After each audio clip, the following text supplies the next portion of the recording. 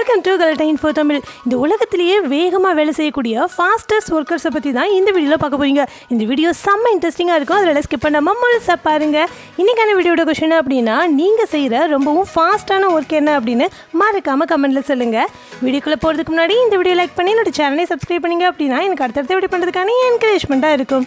வாங்க வீடியோக்குள்ளே போகலாம். இந்த வீடியோ பாருங்களேன், செம்ம ஆச்சரியமாக இருக்கும். பூரிக்கு மாவு ரெடி பண்ணி அந்த மாவை தேய்க்காமல் அப்படியே உருண்டையாக அந்த எண்ணெய்க்குள்ளே போட்டு எண்ணெயை அதுக்கு மேலே கோரி ஊற்றி இவ்வளோ பெரிய பாலாக உருவாக்கிட்டாரு. செம்மையாக இருக்குல்ல. ஆனால் எனக்கு ஒரு டவுட்டு, இது பூரியா இல்லைனா வேறு ஏதாவது ஃபுட்டா அப்படின்னு உங்களுக்கு தெரிஞ்சதுன்னா கமெண்ட்டில் சொல்லுங்கள். இவர் பண்ணுறது பாருங்களேன், வேறு லெவலில் இருக்கும். ஒரு வெங்காயத்தை கட் பண்ணுறதே ரொம்ப கஷ்டமான வேலை. ஆனால் ஒன்றுக்கு மேலே ஒன்றா அடுக்கி எக்கச்சக்கமான வெங்காயத்தை ஒரே நேரத்தில் கட் பண்ணி போடுறாரு. சூப்பரில். ஹோட்டல்ஸ்லலாம் நிறைய பேருக்கு ஹியூஜ் அமௌண்ட்டில் சமைப்பாங்க. அங்கே இந்த மாதிரி ஒர்க்கர்ஸ்லாம் இருக்கிறது அந்த ஹோட்டலுக்கு தான் லாபம். இவர் பேஸ்கெட் பால் பிளேயர்னு நினச்சிடாதீங்க, இவர் தர்பூசணி கடை வச்சுருக்கிறவருங்க. தர்பூசணி பழத்தை எப்படி உருட்டி காமிச்சு மார்க்கெட்டிங் பண்ணுறாருன்னு பாருங்கள். நார்மலாக நம்ம சமைக்கிறத விட இந்த மாதிரி ஏதாவது வித்தை காட்டிக்கிட்டே சமைச்சோன்னா நிறைய பேருடைய அட்ராக்ஷன் நம்மக்கிட்ட தான் இருக்கும். அதே மாதிரி நிறையவே சேல் ஆகும் அப்படிங்கிறத புரிஞ்சுக்கிட்டு இந்த பொண்ணு செம்மையாக பண்ணுறாங்க.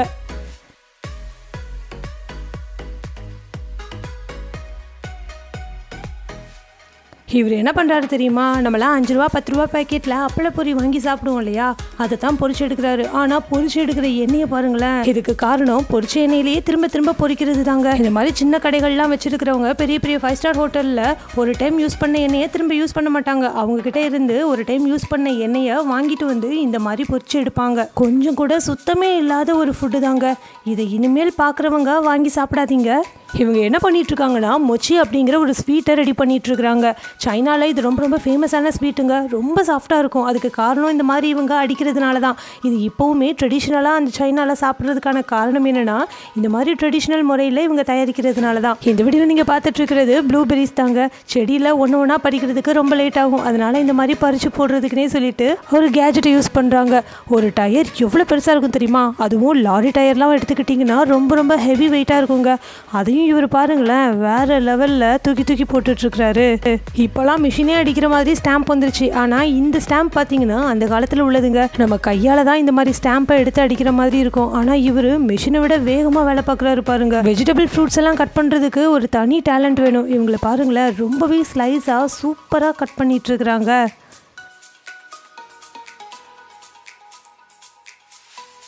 பெரிய ரெஸ்டாரண்ட்லலாம் ஃபுட்டை இழுத்து அடிப்பாங்க தெரியுமா?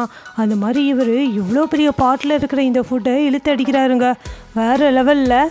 இதை பார்த்த உடனே என்னடா தீ எரியுது அப்படின்னு பயந்துடாதீங்க. நம்மளாம் சமைச்சதுக்கப்புறமா ஃபுட்டை தட்டில் எடுத்து வைப்போம். ஆனால் இவர் தட்டில் எடுத்து வச்சுட்டு தான் சமைக்கவே செய்கிறாரு. வெளிநாட்டில் மட்டும்தான் ஃபாஸ்ட் ஒர்க்கர்ஸ் இருக்காங்களா என்ன? நம்ம நாட்டிலையும் பரோட்டா கடைக்கு போய் பாருங்களேன், வேறு லெவலில் வேகமாக வேலை செய்வாங்க. இங்கே பாருங்கள், இந்த மாஸ்டர் பரோட்டாவை தட்டி தூக்கி எறிகிறாருல.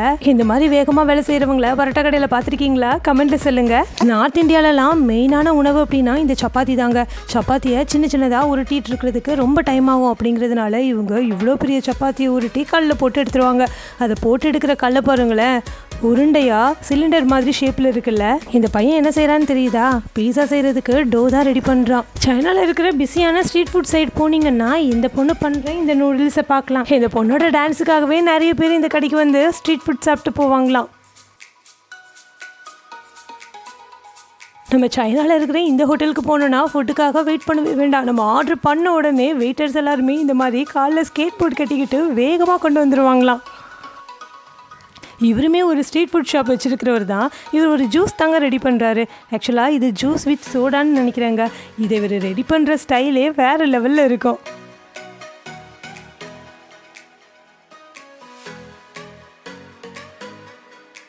செஃப் ஆகிறதுக்கு மெயினான தகுதியே இந்த மாதிரி நமக்கு கட்டிங் ஸ்கில்ஸ் எல்லாமே தெரிஞ்சிருக்கணும். அப்போ தான் நம்ம செஃப் ஆகிறதுக்கான முழு தகுதியை பெற்றவங்க அப்படின்னு சொல்லுவாங்க.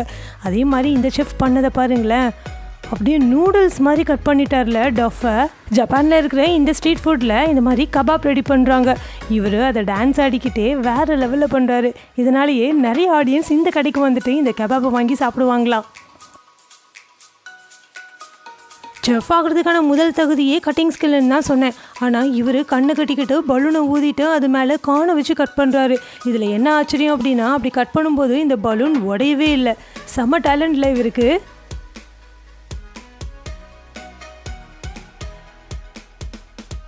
இவருமே அவருடைய கட்டிங் ஸ்கில்லை தான் வெளிப்படுத்துறாரு. பொட்டேட்டோவை தான் கட் பண்ணிட்டு இருக்கிறாரு. எவ்வளோ தின்னான ஸ்லைஸாக கட் பண்ணுறாரு பாருங்களேன், பார்க்கவே ஆச்சரியமாக இருக்குல்ல. இந்த குட்டி செஃப் சமைக்கிறத பாருங்களேன், வேறு லெவலில் இருக்கும். நம்ம எப்போவுமே நம்மளுடைய அப்பா அம்மா என்ன பண்ணுறாங்களோ அதை பார்த்து இன்ஸ்பயர் ஆகி அதை மாதிரி பண்ணுவோங்க. அவனுடைய அப்பா சமைக்கிறத பார்த்து இந்த பையனும் இன்ஸ்பயர் ஆகி இந்த மாதிரி வேறு லெவலில் சமைச்சிட்ருக்கிறான். சூப்பரில். இந்த ஸ்ட்ரீட் ஃபுட்டை செய்கிறவர் சின்ன குழந்தைங்க எல்லாரையுமே அட்ராக்ட் பண்ணிட்டாருன்னு தான் சொல்லணும். அவரை சுற்றி பாருங்களேன் எத்தனை குழந்தைங்கன்னு சொல்லிட்டு இவர் பண்ணுற இந்த ஃபுட்டை அப்படியே எல்லாருக்கும் தெரிகிற மாதிரியே பண்ணி காமிக்கிறாருங்க. இந்த குழந்தைங்களும் நின்று இன்ட்ரெஸ்டிங்காக வேடிக்கை பார்த்துட்ருக்குறாங்க.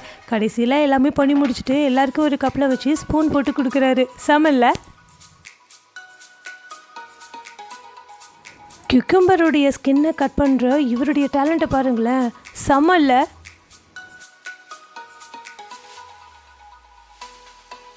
கரண்டியாலலாம் எடுத்து மாவள்ளி ஊற்றுறதுக்குலாம் இங்கே டைம் இல்லை அப்படின்னு இந்த பொண்ணு பாருங்களேன் 2 கையிலையும் வேக வேகமாக வேலை பார்த்துட்ருக்குறாங்க.